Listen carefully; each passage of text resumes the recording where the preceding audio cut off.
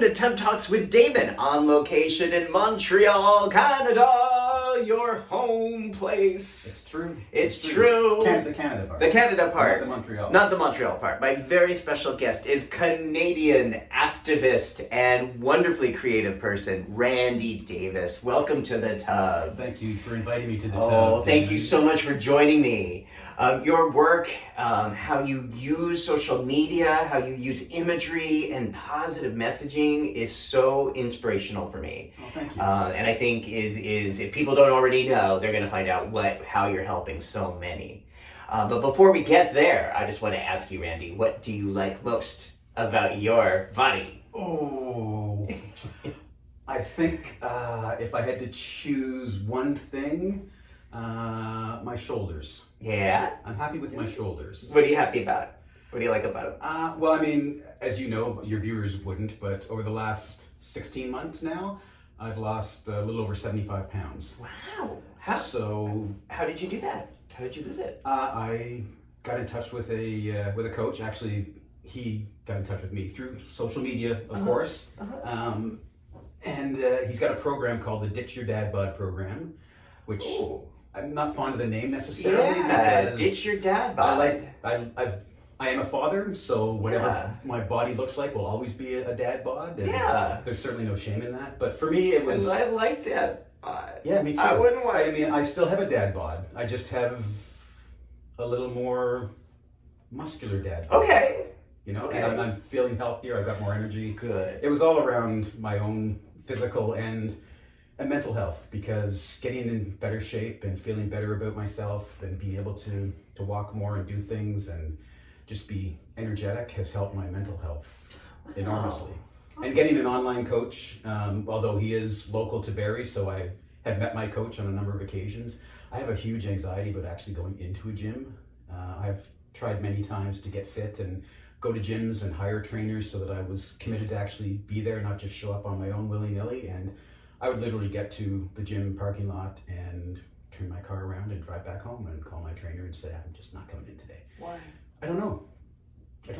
I really don't. I think it's got a lot to do with, anxiety around body shape. And I was always a chubby kid and have 3 brothers who are all very athletic and played hockey, and I was the only one who didn't. And a lot of those things that play with your mind. So, but I also have some issues with my hips and sciatica in my back from when I was playing rugby and things like that, I just decided it was time to look after myself and get better. And I have a hip replacement in the future, but I'm healthier, so I'm not concerned about it, and I would rather get it done sooner rather than later so that I can do more things. I've got a bike rally coming up actually next weekend, leaving from Toronto, coming back here to Montreal, that I have raised money for and had hoped to participate in as a rider, but that's not going to happen.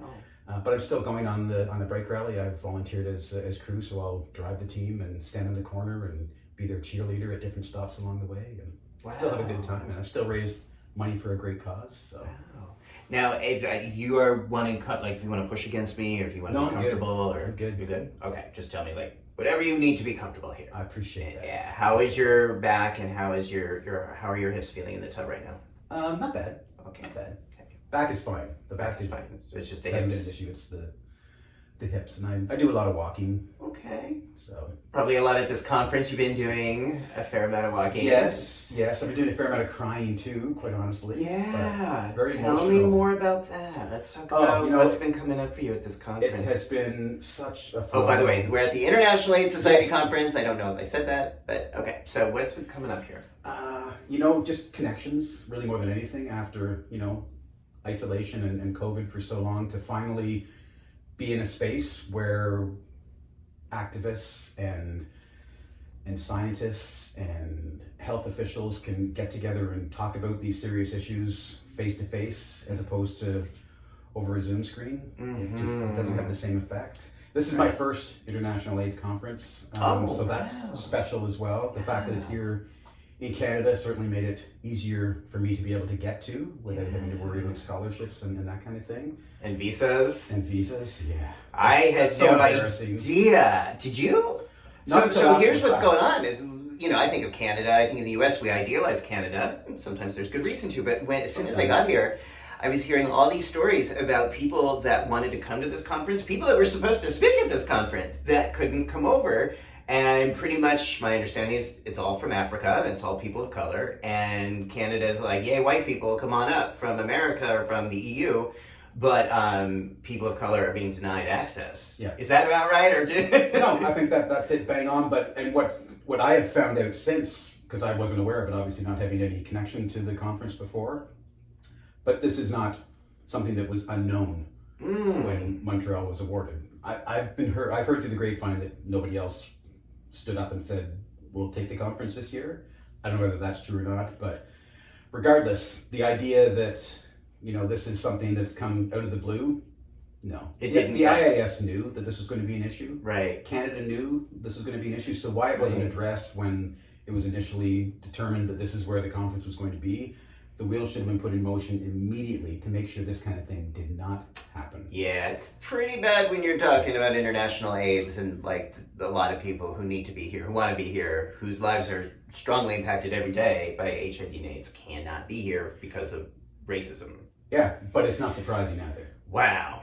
Okay, That's so the sad part about it. that sucks. And, it's not but, and the things that you have been enjoying at this conference is this ability, once again, to share rooms with people, with spirit. And I'm like you, it's like I start seeing people in the room crying and I'm just like, I start to... And I mean, you know more than I do of these, you know more people than I do. I've only been working in this sector for officially, it'll be 4 years in August that I started working in the HIV sector and getting paid to do it. I started about a year before that, speaking publicly about living with HIV and disclosing my status. And at that point I introduced the accidental HIV activist to the world. And so I had a little bit of sort of insight, but not nearly as much as actually working in the field. But to be able to come here and meet you, meet Davina Connor. I mean, Dee walked off the stage after her presentation, and I was at the bottom of the stairs waiting for her because just the tears started to flow.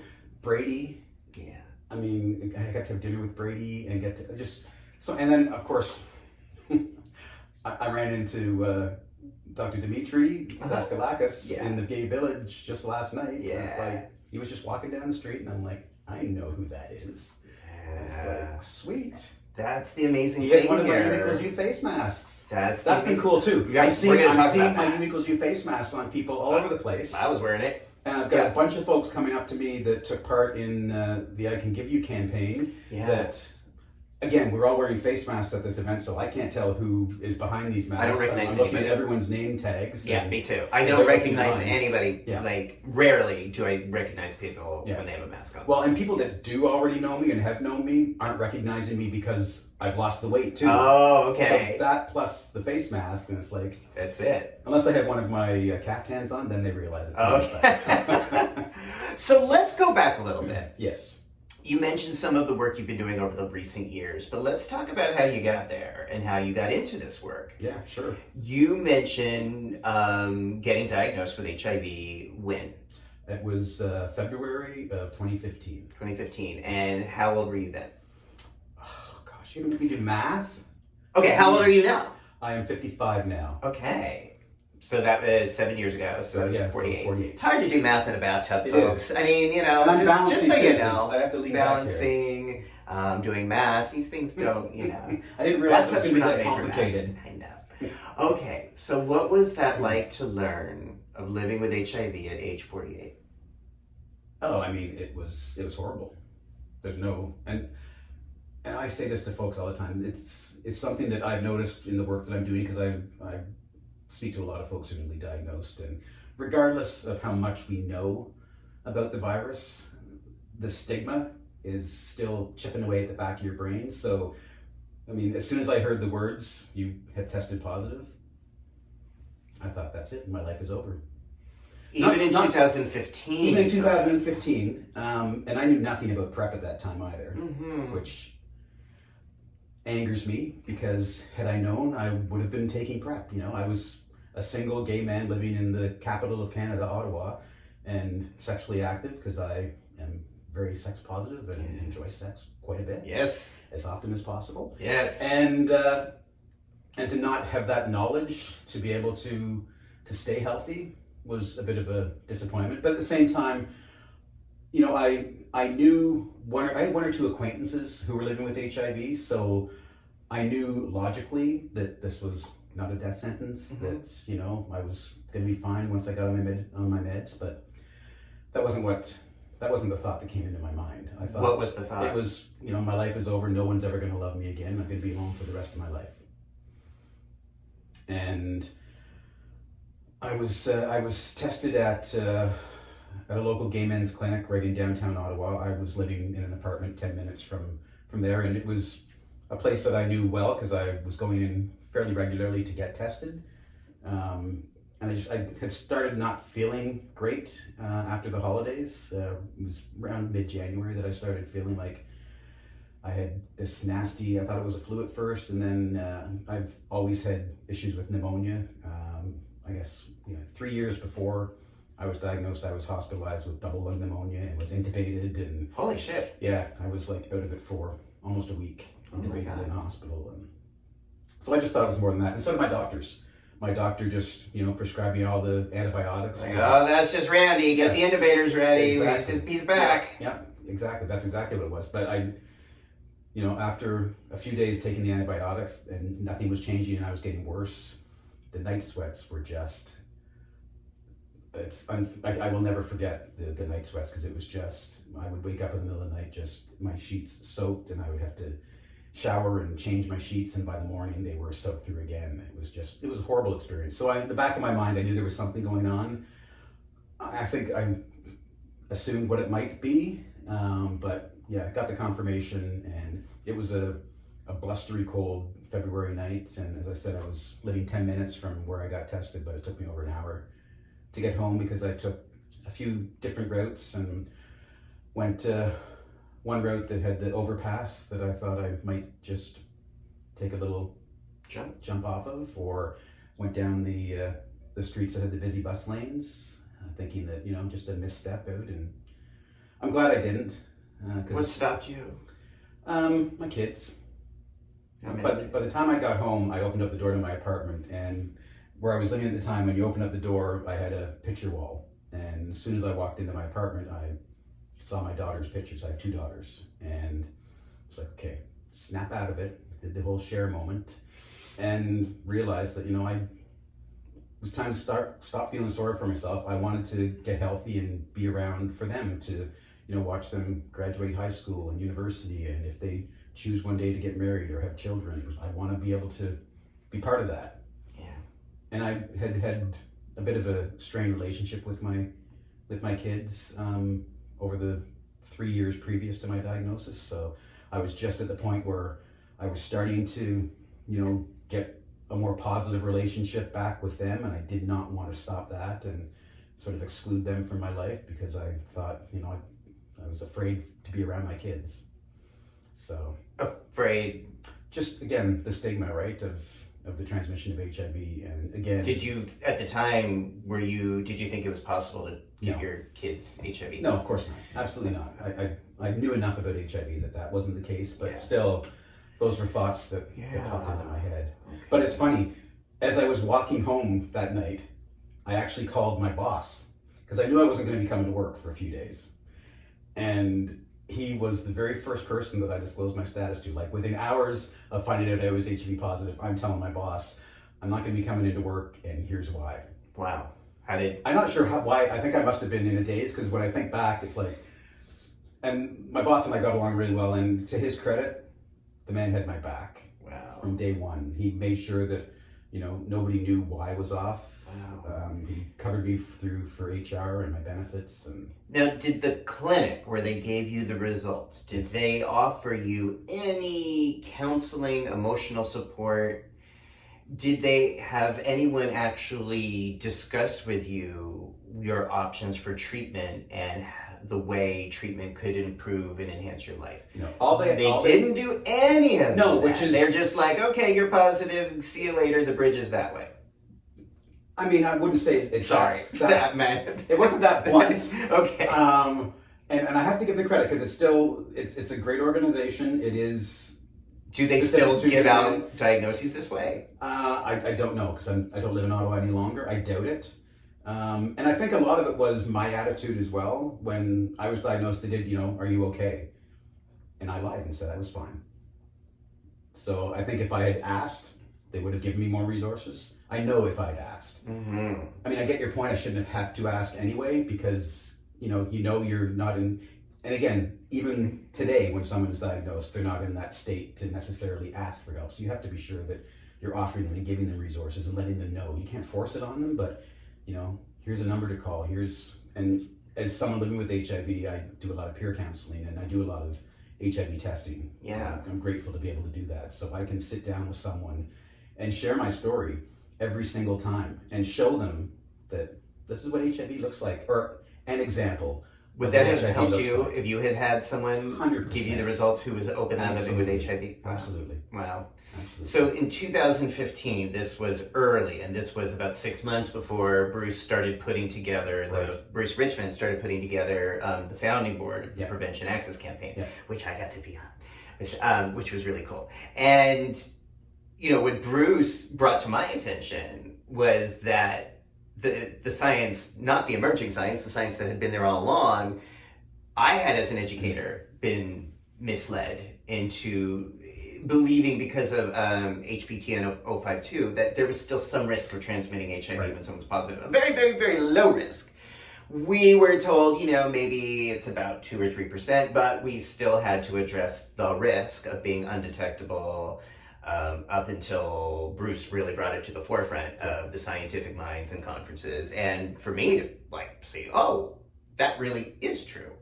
How did you learn about U equals U, that undetectable equals untransmittable?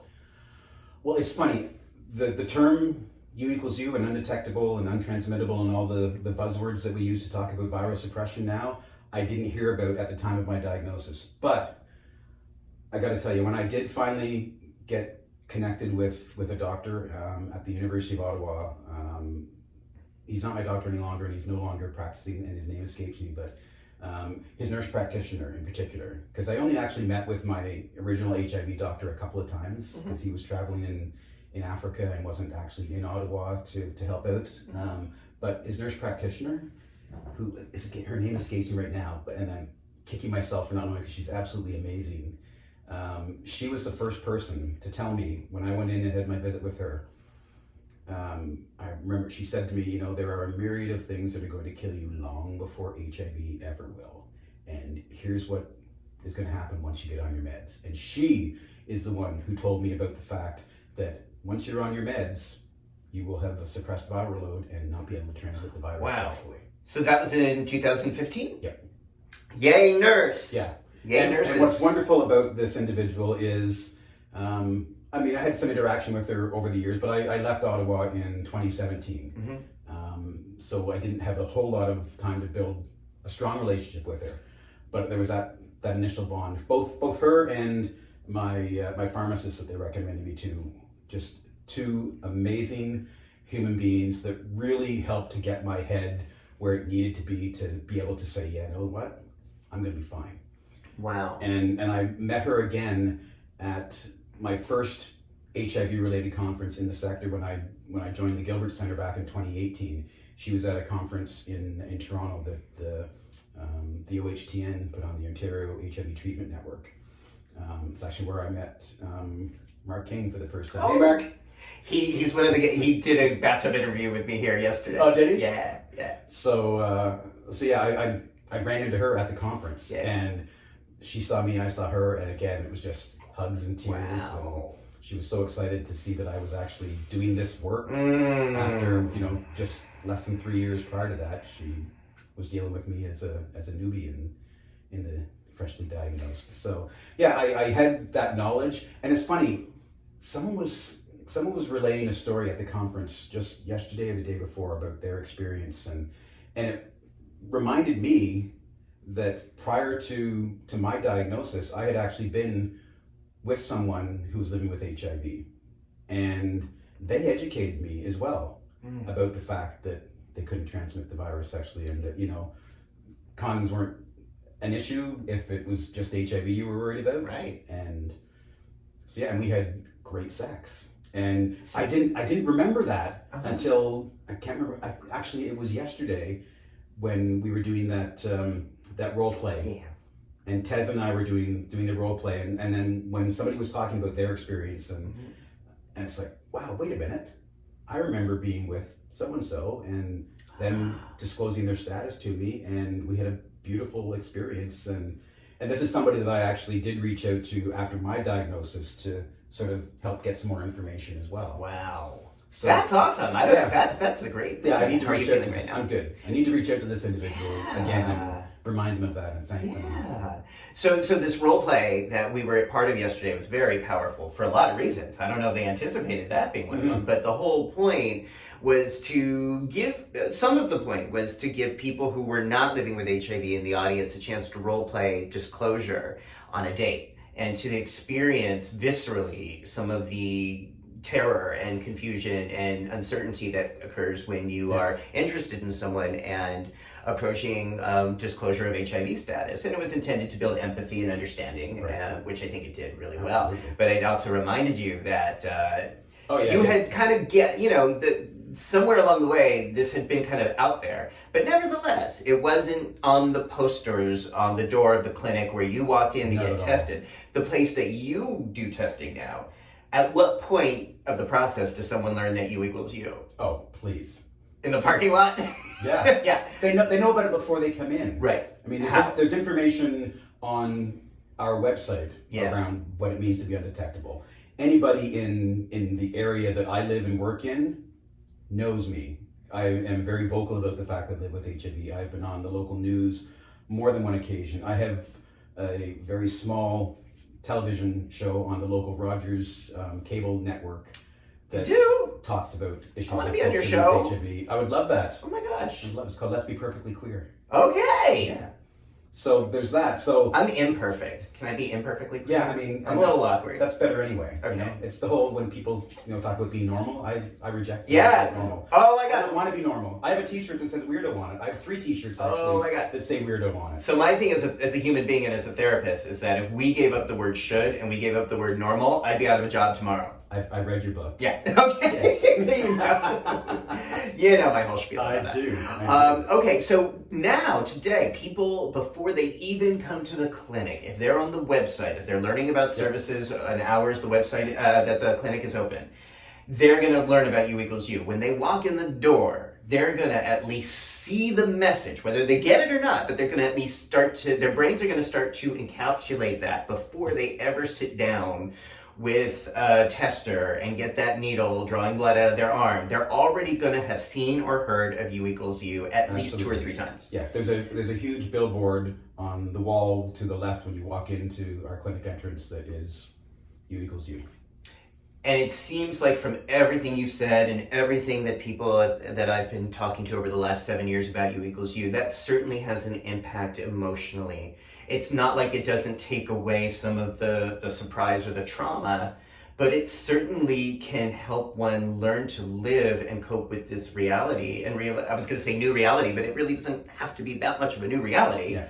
It's really about taking a pill and taking care of yourself and doing all the wonderful things you're doing and then having sex the way you want to have it when you want to have it. Who you want to have it with. Absolutely. Yeah. And it's something that I experience a lot with folks who are coming in to get tested, and I ask them the question, what does a positive diagnosis look like for you? Yeah. And let them know what it looked like for me and what the reality of, despite what I thought it was going to be and where I am today. I mean, when I look back at where my life was in 2015 when I was diagnosed, it was a very dark place, much, much different than where I am today.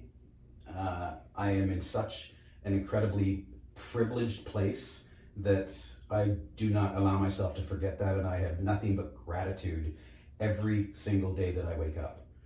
I have a reason I'm asking this. Is there anything you're grateful for in terms of living with HIV? Anything, like I was talking to Mark King, he calls My Fabulous Disease, because he actually talks about how HIV changed him in certain, actually some really good ways in his life. Do you feel that way? 100%.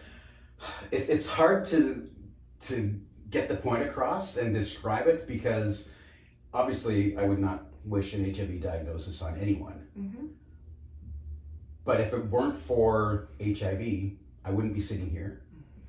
I wouldn't be able to call you my friend. We wouldn't know one another. You know, I wouldn't know Bruce Richmond. I wouldn't know Dee Connor. I wouldn't know Brady. There's all these fabulous people, including Mark, who have come into my life. I think of Charles Sanchez. I'm so sad that Charles isn't Love you, here. Charles. Yes, I love you. Yes. And just all these connections. Another guest in the tub, by the way. People can look. He was one of my first guests. Oh. The very beginning. Okay, sorry, go on. He's been on my show, so Yeah. I have to get you. Yeah. But yeah, it's just the connections, the people, I hate throwing around the word family necessarily, because, you know, we're a community. I think it is. I come to these events and I call this my professional family. Yeah, okay. That's how I see it. I mean, a lot of these people have been in my lives longer than a lot of other people. Yeah. And yeah, you know, and like a family, you know, you're not always going to get along. No, there's going to be times where, you know, we have differences of opinions, and there are some family members that I like more than others. And I'm sure there are some family members that like others more than me, and that's okay too. Yep. But yeah, it's so many amazing things have happened in my life that wouldn't have happened otherwise. Wow. You know, I wouldn't have a talk show. I wouldn't have been part of some amazing campaigns like the Can't Pass It On campaign. So I want to ask you now about that, about the campaigns you have started, Yeah. the campaigns you've initiated. I know there's been a few. The first one I think that I'm aware of, or the first one that comes to my mind, is the I Can Give You campaign. Was that the first, or was that just the first I'm remembering?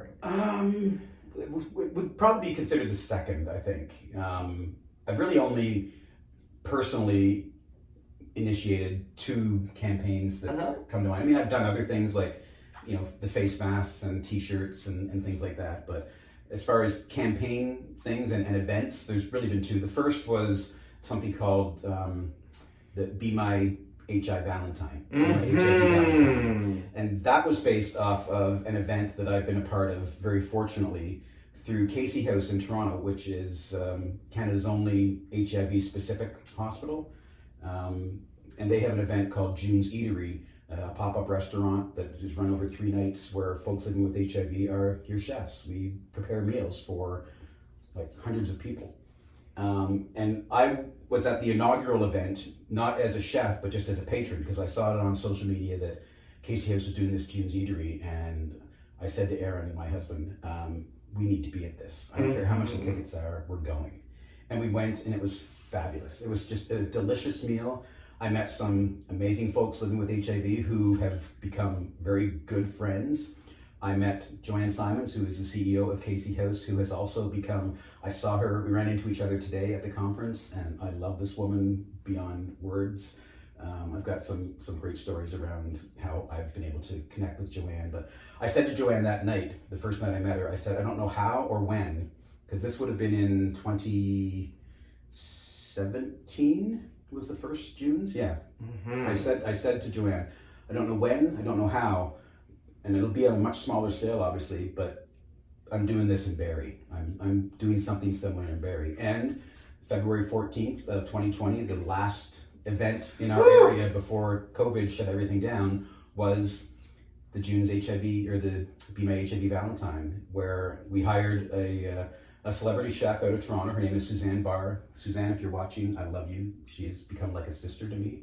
She's on a couple of different Food Network shows, and has just finished writing a book that I could barely get through the foreword of her book, and I was in tears. I'm a bit of a sap, but I don't let most people know that. But yeah, we served, there was myself and 3 other local individuals, all living with HIV.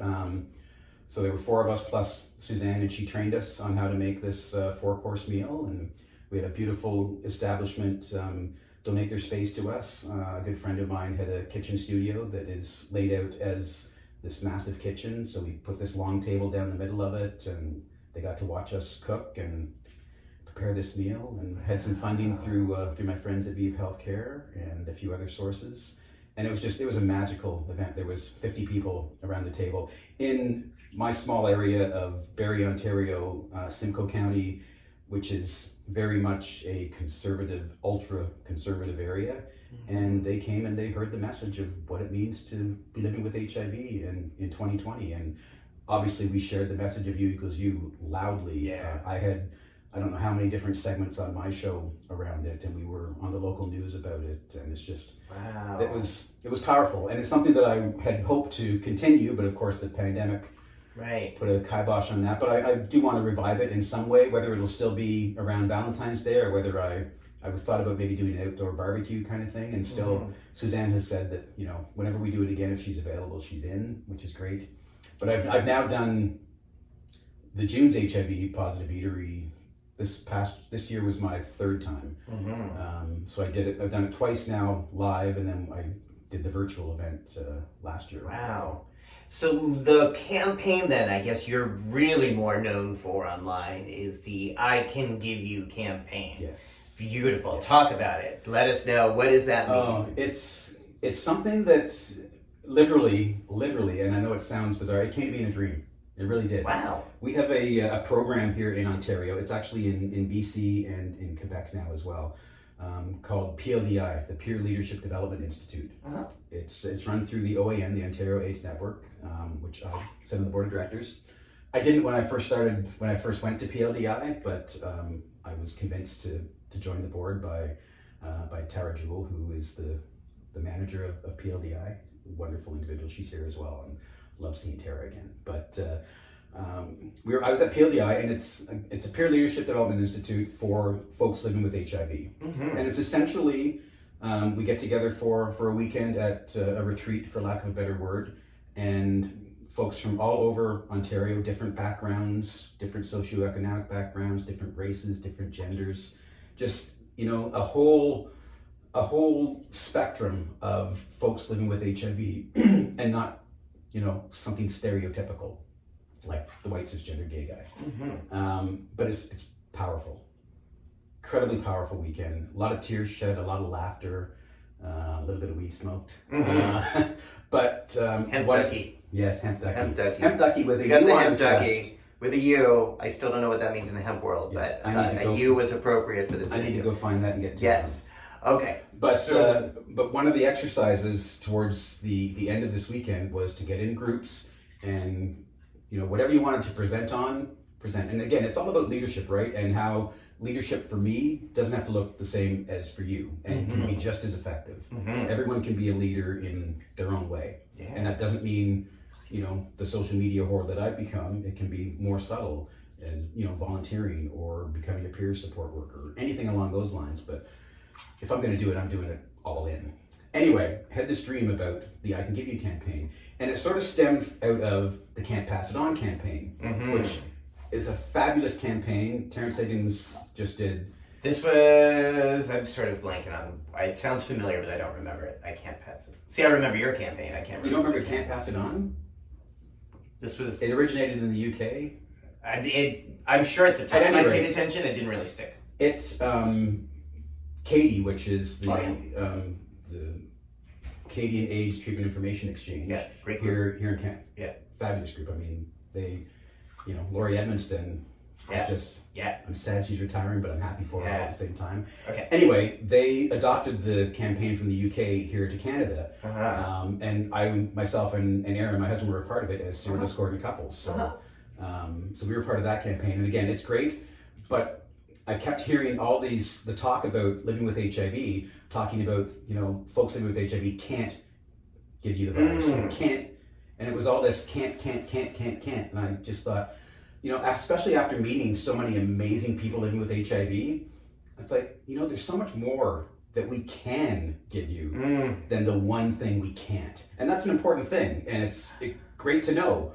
But I also want to know, and I want other people to know, more about me than just the fact that I can't give you HIV. I want them to know that I can give you hope, I can give you inspiration, I can give you vitality, all these H, I, and V words. And that was sort of... And it just struck a chord with me, and I talked to my teammates about it at PLDI, and we did a presentation on it, where we just got pieces of paper and wrote HIV on them, and we each, you know, sort of presented them at the front of the class, what we could give them, and then at the end we all stood up and dropped our HIV and said, but we can't give you HIV. And there wasn't a dry eye in the room. And I was just absolutely floored. Wow. And, you know, that was it. It was done, it was over, and moved on, and applause and great job. Didn't think of it again until sitting at home during the pandemic wondering, what can I do to keep busy? And that's when I thought, you know what? I was playing around with my computer, and I got a picture of myself, and I made a little poster just of me as the guinea pig for this campaign that said, I can give you hope, inspiration, and I can't remember what my V word was necessarily. If I had my phone, I could show it, but and I posted it online and shared it to the U=U page on Facebook. Yeah. And I started getting inundated with people asking me, they thought it was a frame. How can I get that frame? I don't know how to do frames. So I said, no, it's not a frame, but if you want to send me your picture and 3 words beginning with HIV of what you can give to the world, I'd be happy to post it for you. So it just started sort of as a whim, and then I just kept getting request after request after request, and pictures after picture, and I thought, I need to organize this. And before I knew it, I was up to like 200 people with these posters, and of course I was sharing them on social media. I would get people's permission to say, you know, if you're gonna send me your picture, I'm sharing it. Give me all your social media handles so I can tag you, because I want you to be able to share it as well.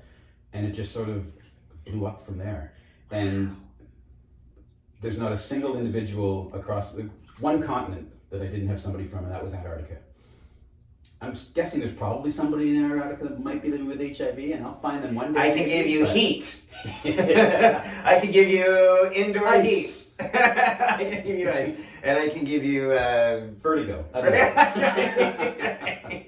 See, we got you, Antarctica, Yeah, so show up. I got you covered. Yeah. But yeah, it was wonderful. Wow. And then I had folks from France asking if it was okay for them to translate it into the French language, and I said absolutely. I live in Canada, so Wow. I had a colleague of mine do a couple of translations for folks who live here that wanted it in both official languages. So we did that as well. And I said, yeah, go for it. I didn't want to, it's not copywritten or anything, because I want to just share it. I don't need the copyright, but just do me a favor and sort of give me some credit and tag me in it so that I can follow along and share as well. And then, yeah, it blossomed from there. I don't know how many different languages that people were sharing it in. On World AIDS Day of 2020, I guess it must have been, Aaron, my husband, woke me up and said, have you seen this? And he showed me on Instagram that the campaign was featured in Italian Vogue.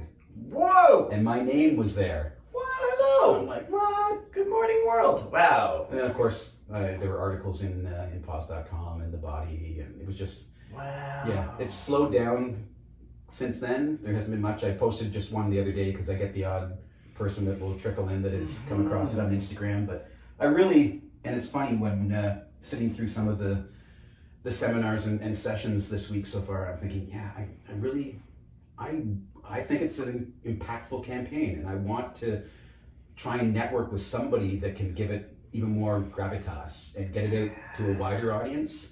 I had a little bit of success in that with CanFAR, the Canadian Foundation for AIDS Research here in Canada, based out of Toronto. They approached me and asked me if they could use the campaign for a new website that was launched about a year ago now. They've actually got a booth in the Global Village called SexFluent, sexfluent.ca. Oh, okay. Geared more towards youth. But there's a video, if you go to their website and go to the sexual health and then click on the U=U, there is an I Can Give You campaign video.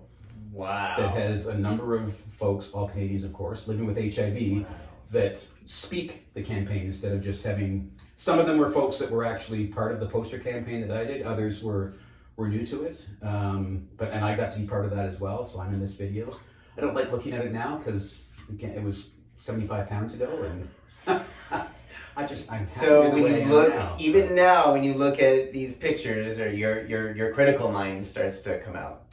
Yeah, but I'm also learning to look at it and then look at the now and be very proud of that fact. So I'm there's no doubt I am absolutely incredibly proud of the progress I've made and the gains that I've made. Yeah. There are absolutely still areas that I'm not happy with, that I need some work on. Like, I'm very happy that, the tub cuts me off where it does, and I still am not very comfortable walking around without a shirt on.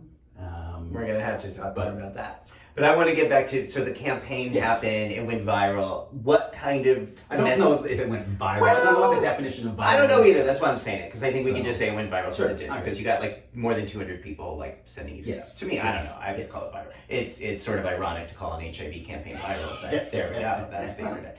Are you okay? It's positive too. Yeah, I'm good. Okay, I'm good. What kind of responses, what kind of messages did you get from people about this campaign? Oh, just, it was thank you. It was, this is awesome. And it was really just folks wanting to share it as well and asking what they can do. And that sort of, kind of a double-edged sword, I guess. It opened up in many people's mind's eye that I was sort of some kind of an expert, which as someone living with HIV, I guess I am to a certain degree. And I'd say so. I'm confident in being, I think, a good resource for accurate information as opposed to some of the information that is out there, or at least being able to guide folks to where to get accurate information. I'm the first one to say, I don't have all the answers, but I have a pretty good idea where to find them, where to send you to get the answers. Did anyone tell you that this gave them hope? This gave them, this helped them feel like changing their minds? Again, just that frame, what I can give versus what I can't give. Yeah, and I am a loving energy that contributes energy into this world, not this, virus who can't transmit. Yeah, and that was my number one goal through all of this, right? Was just to let folks realize that you are more than your diagnosis. Yeah. I know we hear that a lot, and my diagnosis doesn't define me. All these things that I'm one of these people. I'm not big on wishy-washy, huggy. I'm just not. I don't know why, because I am very emotional, and I think I'm very loving, and I love to touch. But there's just, it's like, what? This is I'm more of a black and white than a gray kind of guy. So yeah, that was nice. And what really struck me in this campaign is when I look at the Instagram page, for example, and scroll up and just see a page full of different faces. It's that variety and that diversity of folks living with HIV that just shows anyone that stumbles across this campaign that you don't know what somebody living with HIV looks like, because they look like this, and they look like this, and they look like this, and they're trans, they're straight, they're married, they're single, they're sex workers, they inject drugs. They're all human beings, is what it boils down to. And if you are human, then you could possibly become susceptible to HIV. Yeah. The H is human, right? So that's been really powerful for me, just seeing those faces and the diversity out there. And that I was really happy about that too, because I was afraid that it was just going to be, I would not have pursued this campaign if it had just been a bunch of guys that look like me. Yeah. When I had real people reaching out to me, and again, these are people that just through the campaign have become people that, I really care about. And seeing them here live, again, face masks make it difficult for me to see who they are, but people that come up to me and read Randy Davis on my name tag, and they're like, hey Randy, I'm so-and-so. I was like, oh my God, yes, you are. Sarah Fegan comes to mind from Australia. I met her for the first time today. And she was one of the beautiful people that was part of the I Can Give You campaign. Oh my gosh, wait, I have to just shift. So that's so beautiful. And again, one of that reminds me, when I start this, I always ask what people like about their body, not what they don't like about their body, because I want to introduce that mindset. It's not a negative, it's a positive, it's an affirmative. What I can give you versus what I can't give you. Absolutely. What you like about your body, what you don't like.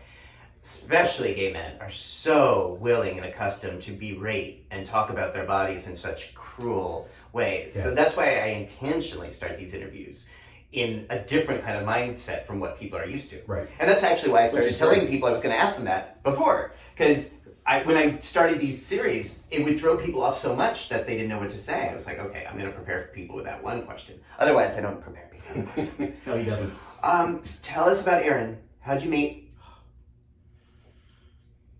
I always describe Aaron in this same way, and I can't think of any better way to describe this man. And this is a topic that always gets me emotional, because I met Aaron 13 months after my diagnosis, after that night of feeling that no one was ever going to love me again and I'd be alone for the rest of my life. Aaron Crow saved my life in every conceivable way one human could save another. Every way. How did you meet him? On Scruff. Uh-huh. We woofed. I love Scruff. We woofed.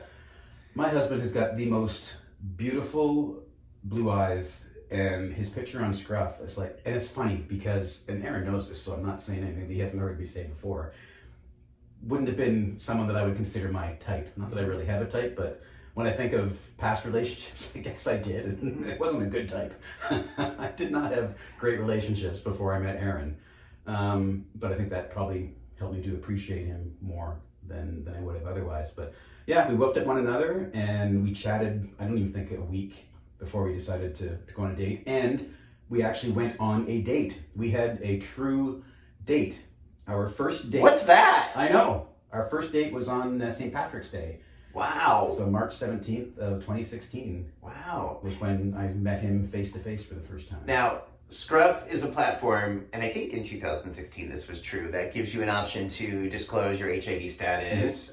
They also have a negative on PrEP or positive undetectable, though I don't think they had that in 2016. No. So what was your, how did you disclose to him, and how did that go? Yeah, once I got on my meds and started to feel better about myself and not feel sick anymore, and decided, I don't want to be single. I wasn't necessarily looking for a boyfriend or a relationship, but I just wanted to start dating again, and I didn't want to have to go through the hassle of somebody finding out that I was living with HIV and not. So I put it out on my profile. Okay. When I decided, I disclosed right away. I did not hesitate, and I thought it was the right thing to do too, just easier. I was very naive about disclosure laws then as well. I knew really nothing about HIV criminalization and was not told about it by anyone. Nobody told me. What are the laws in Ottawa? Well, in Canada or in Ontario at that time anyway, they've changed since 2016, but at that time, if you were living with HIV, regardless of viral load, you had to disclose and you had to use a condom. Or you could be prosecuted for aggravated sexual assault, even if transmission did not occur. Yeah, that has changed. That has changed now. That is no longer the case. There's still a long way to go, and I actually sit on a coalition, the Canadian Coalition for HIV non-disclosure criminalization reform. So if you have a profile on Scruff and it's out there, is that based on the laws at the time? Was that sufficient? Was that considered sufficient to say, "Hey, dude, I just closed. It's there"? Only if I had used a condom. So there still had to be a condom. Still had to be a condom in 2016. Holy that changed in 2018.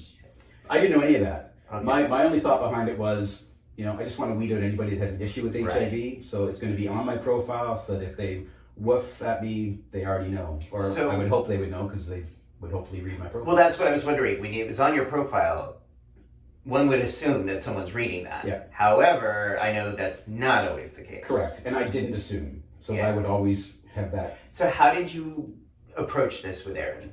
How did you actually have a conversation with I don't know that we had a conversation over the app about it, but it was certainly something that was discussed on our very first date. What did you say?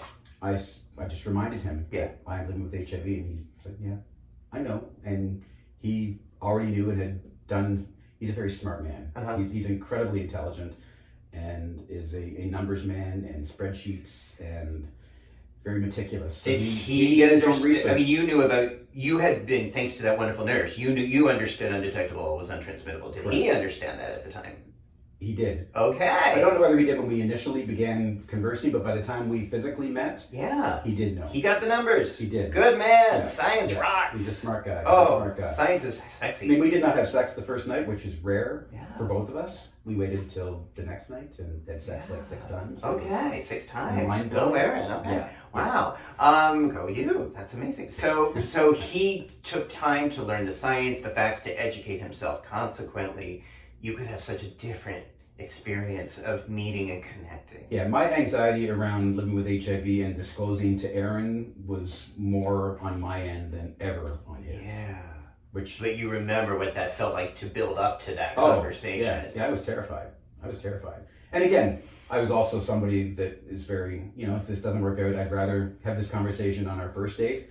I didn't want to wait, 6 or 7 dates in and then have that conversation. It was, I'm giving all the information up front now because there's the potential to sleep with this individual. And at the time, that was the only reason why I was planning to disclose ever to anyone. Wow. That didn't turn out to be the case because somebody found out about my diagnosis and told somebody else, who then told somebody else. And the next thing I know, I'm being told if I don't disclose my status to my children within X number of days, then it was going to be disclosed for me. Whoa! Oh, yeah. Okay. That was a fun time. Are you saying someone was blackmailing you or extorting you? I mean, not for a financial gain, but yeah, I was. They were like, you have to. You tell your kids, or I will. Yeah, that's what it came down to. And who was? I mean, but like, was this someone who? Why were they doing this to you? Fear, I think. Fear that somehow. I mean, were they? felt it sounds like they were trying to hurt you. Did they think they were trying to do the right thing for your daughters or something? Probably from their point of view, they probably did think that, yeah. But yeah, part of it would be to hurt me as well. Absolutely. And I mean, I know who this individual heard it from as well, because I got a phone call the day all this happened. I got a phone call from an individual who I'd been in a relationship with for a number of years, but had not been for a number of years since my diagnosis. I was diagnosed, so I got a phone call out of the blue when I was finally back to work and feeling good about myself, saying somebody saw your profile on Scruff or Grindr or whatever it happened to have been and saw that you're living with HIV. And this individual asked me, is there something that I should be concerned about? I said, well, I haven't even seen you, let alone sleep with you, in years. So the only thing you might be concerned about is the fact that clearly you're not getting tested very often, so you might want to go, but if you test positive, it will have nothing to do with me. Mm-hmm. But at any rate, yes. that same night is when this whole drama unfurled, and it's like, oh, nice. Okay, it's disgusting. However, and now today, you're so out, you're so generous with your time, generous with the information. And one of the flip sides is that no one can try to extort or blackmail or threaten you. Absolutely. And I'm just so sorry that happened in the first place. It was tough because my children were younger at the time. And again, my thought was nobody needs to know unless I'm going to sleep with them, And even then, being undetectable, they didn't necessarily have to know, but... How did your daughters take that information? I mean, I was very, very matter of fact with them and let them know that, what I'm telling you, realize that Daddy's fine, he's healthy, he's going to live a long time, this has got no negative impact. The one thing that really sort of, and it still eats away at me, and I don't know that I've actually ever had this conversation, but one of my daughters, I remember asking them, just don't, this is my story to tell people, so please just don't tell other people without talking to me first. And I remember I got a message from one of my daughters talking about the fact that, you really can't tell me not to tell people, and that, they were disappointed because they thought I knew better by now, or learned my lesson, or wasn't as irresponsible, and all words that were not coming from my daughter. I know these were words that they were hearing from another adult in their life, and that was still tough to get that message from my daughter. But again, we were also in a period where I was rebuilding a relationship with them after my life has not been all roses and sunshine. Yeah. So how is your relationship with your daughters today? Much better. Wow. Yeah. My youngest is actually moving in with Aaron and I in September to go to school, so she'll be living with us again, which I am very much looking forward to. And my eldest daughter just graduated finally from university, so we're done paying that. So hopefully she'll have a teaching position in September, so she can sort of leave the nest. So Randy, you are so wonderful, and I thank you. You really just took us in this interview on a journey a journey from a very cold night in February of 2015, getting this news, seeing that bridge, seeing that traffic, having those suicidal thoughts, to meeting Aaron, to going through blackmail and coercion, but coming through it so shining, you know, like being such a beacon of light and hope for so many people with the way you use social media, with the work you do now, so no one has to get HIV tested and go through what you went through.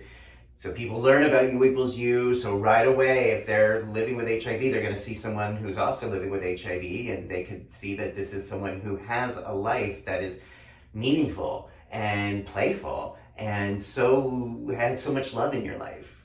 And that is such a gift to give to the world, in my opinion. Yeah, I mean, I'm nothing but gratitude, and I am so blessed.